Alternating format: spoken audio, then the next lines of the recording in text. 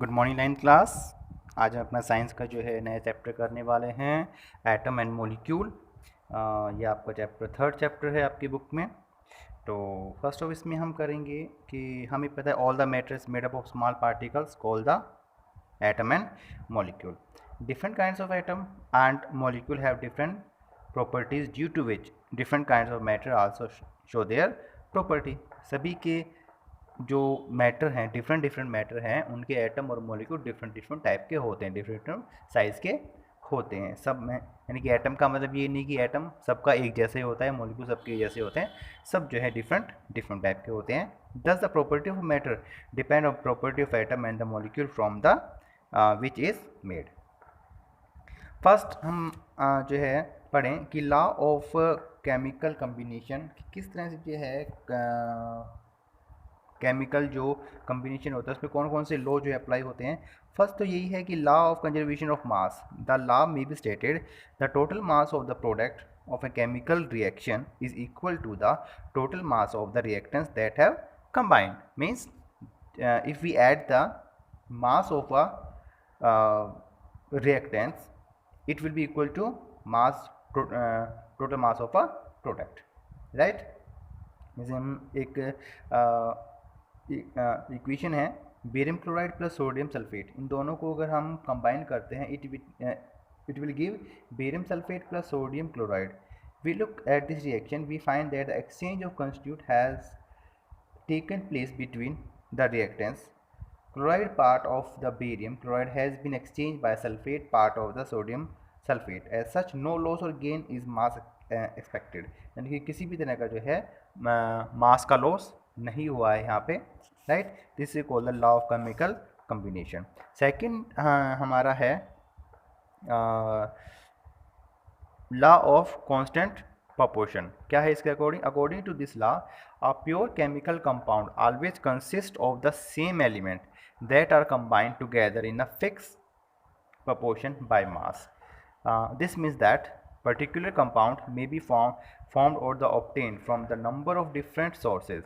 In case it pure than the ratio, different element or sample of that compound will remain same. Example अगर हम बात करें water की H2O, तो H2O hydrogen के 2 atom, oxygen का 1 एटम, चाहे कोई भी सोर्स ऑफ वाटर क्यों ना, ओशन हो, रिवर हो, पॉन्ड हो, टैप हो, वेल हो, सभी का जो वाटर का फार्मूला होगा that is H2O, right, constant proportion में है। ऐसे ही हम एग्जांपल है हमारे पास compound carbon dioxide CO2 can be formed in a number of ways by burning carbon coke in the air oxygen, by heating limestone which is chemically calcium carbonate, by reacting sodium carbonate with dilute sulphuric acid. इन सब में जो हमारा chemical का compound का formula होगा CO2, यानी carbon का 1 एटम और ऑक्सीजन के 2 एटम मिलके जब एक मॉलिक्यूल ऑफ CO2 बनाते हैं तो रेशो जो है वो सेम रहेगा, राइट। तो इस तरह से जो है ये हमारा क्या था, लॉ ऑफ कांस्टेंट प्रोपोर्शन। अब डाल्टन ने जो है इसी एटम के ऊपर की थ्योरी दी, क्या थी? The important feature of the Dalton atomic theory are, number 1, every matter is made up of very small particle known as the atom. Number 2, atoms are the ultimate particles of matter and cannot be further subdivided into smaller particles.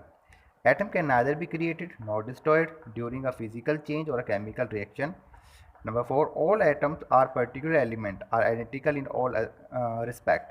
This means that they have same mass, size, also same chemical property.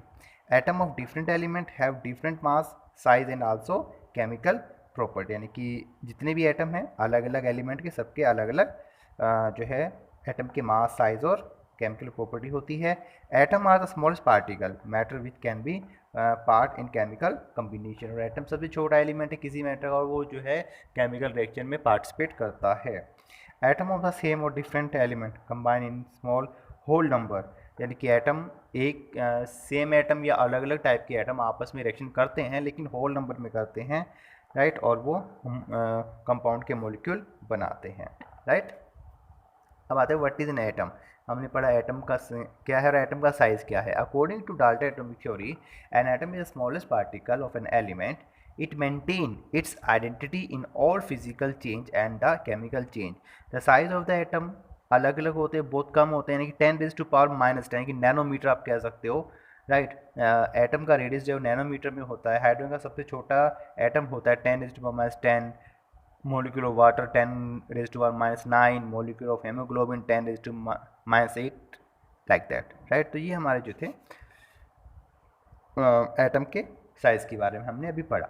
अब हम देखते हैं कि जो different type के atom होते हैं, modern time में इनके जो है सिंबल दिए गए थे, लेकिन जैसे जैसे इनके नंबर ऑफ एटम बढ़ते गए तब इनका जो है साइज़ की जगह इनको जो है नाम दिया गया। और नाम कैसे दिया गया, जो स्टार्टिंग का इनका अल्फ़ाबेट है उससे और सेकंड अल्फ़ाबेट दिया गया।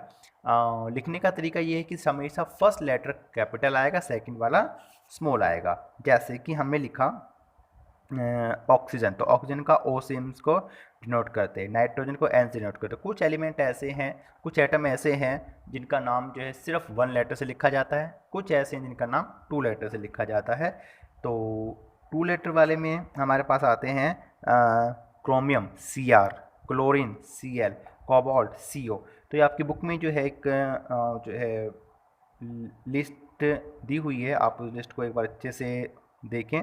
कुछ नाम ऐसे हैं जो जिनका जब हम इसको प्रोनाउंस करते हैं तो कुछ और होता है, लेकिन उसका जो सिंबल है वो कुछ और है। वो इसलिए क्योंकि ये सारे जो एटम के नाम है वो लैटिन वर्ड से लिए गए हैं, और लैटिन वर्ड में इनका नाम कुछ और होता है। जैसे सोडियम, सोडियम को हम Na लिखते हैं। अब Na क्यों लिखते हैं, क्योंकि लैटिन में सोडियम को नेट्रियम बोला जाता है। ऐसे ही पोटेशियम को लैटिन लैंग्वेज में कैलियम बोला जाता है, आयरन को फेरम बोला जाता है, कॉपर को कुपरम बोला जाता है। इसलिए इनका जो है साइन CuFeK इस तरह से है, राइट। तो इन सिंबल्स को भी आपने अच्छे से याद करना है, क्योंकि सिंबल जो है अब आपके काम आने वाले हमेशा के लिए। अब हमारे पास आता है एटॉमिक मास, कि एटॉमिक मास क्या होता है। The smallest portion of a matter is atom is so small in size that it may not be possible to isolate a single atom and then weight it. Moreover, the mass of an atom of element is also extremely small. Forever, an atom of hydrogen has mass equal to 1.67 in 10⁻24 ग्राम के आसपास होता है। तो अगर हम relative mass निकालें, किसी से कंपेयर करें, तो बहुत सिंपल है कि हम किसी भी एटम को जो हम कंपेयर करते हैं, तो कार्बन 12 जिसका मास जो है हम 12 ग्राम लेके चलते हैं, उसका जो है उसके मास अगर हम उसको 12 पार्ट्स में डिवाइड करें, कार्बन एटम को अगर 12 पार्ट्स में डिवाइड करें, तो उसका जो वन पार्ट आएगा कार्बन 12 का, वो हमारा एटॉमिक मास यूनिट होता है। उसे हम 1U बोलते हैं, 1 AMU, और उसको फिर बाकियों से कंपेयर करते हैं। हाइड्रोजन जो है हमारा 1 AU के बराबर होता है। जो हमारा हाइड्रोजन का जो वेट है वो हमारा 1 U के बराबर होता है। तो ऐसे ही हम जो है कार्बन का देखें तो कार्बन का तो 12 ही होगा, नाइट्रोजन का 14 होता है। इनकी कार्बन के अगर हम 12 पार्ट करें तो उसके 14 हमें पार्ट लेने होंगे, तो हमारा नाइट्रोजन के बराबर हो जाता है। तो इस तरह से जो है हमने U की एक वैल्यू निकाली, स्टैंडर्ड वैल्यू, और उसको हम कंपेयर करते हैं बाकी सभी के साथ, राइट। ठीक है। एंड उसके बाद हम कहते हैं कि जो है व्हाट इज़ अ मॉलिक्यूल। जब 2 या 2 से ज़्यादा एटम आपस में मिल जाएं, या तो सेम या फिर अलग अलग एटम आपस में मिल जाते हैं, तो मॉलिक्यूल बनाते हैं। तो सब फर्स्ट आता है molecule of an element and molecule of compound. Molecule element के मीन्स जब सेम एटम आपस में मिलते हैं तो वो एलिमेंट हो जाते हैं, राइट। और जब डिफरेंट टाइप के एलिमेंट आपस में मिलते हैं तो कंपाउंड हो जाते हैं। A molecule of hydrogen made up of 2 atom of hydrogen is atomicity is 2, यानी कि अगर 2 एटम आपस में मिलते हैं तो उसकी एटोमिसिटी 2 होती है, 3 होते हैं तो उसकी एटोमिसिटी 3 होती है, 4 अगर हो तो उसकी एटोमिसिटी 4 हो जाती है। तो इस तरह से जो आपकी टेबल देखो यहाँ पे दी हुई है, उसमें दिखाया हुआ है कौन से जो है मोनोटॉमिक है, कौन से जो है आपके डायटोमिक है। एंड मॉलिक्यूल ऑफ कंपाउंड जो आपके होल नंबर में ऐड होते हैं, वाटर का जैसे बताया हाइड्रोजन ऑक्सीजन होता है 1:8 में होता है, अमोनिया का नाइट्रोजन हाइड्रोजन 14:3 में होता है, कार्बन ऑक्सीजन का 3:8 में होता है। इस तरह से जो है एटम आपस में मिल के आपका मॉलिक्यूल बनाते हैं। अब आता है आयन। अब आयन क्या होते हैं, An ion may be defined as an atom or the group of atom having positive or negative charge is called the ion. A few positive charge ion और cations are, जिसके ऊपर positive charge होता है उसे cation बोला जाता है, जिसके ऊपर नेगेटिव चार्ज उसे एनायन बोला जाता है. Sodium ion, potassium ion, calcium ion and ammonium ion, ये सारे आपके कैटायन हैं, इनके ऊपर पॉजिटिव चार्ज है. आ फ्यू नेगेटिव चार्ज आयन और एनायन, जिसको हम एनायन बोलते हैं, जिसके ऊपर नेगेटिव चार्ज होता है उसे हम एनायन बोलते हैं. Chlorine, sulphide, hydroxide, sulphate etcetera and etcetera. Right, तो इस तरह से जो है ये हमारे एनायन है जो हमारे रिएक्शन में पार्टिसिपेट करते हैं. आज के लिए हम इतना ही करेंगे. आप इसे वीडियो को ध्यान बाबा सुने, बुक को पढ़ें, तब हम जो है अपना नेक्स्ट टॉपिक नेक्स्ट क्लास में करेंगे. Right, then have a nice day and bye.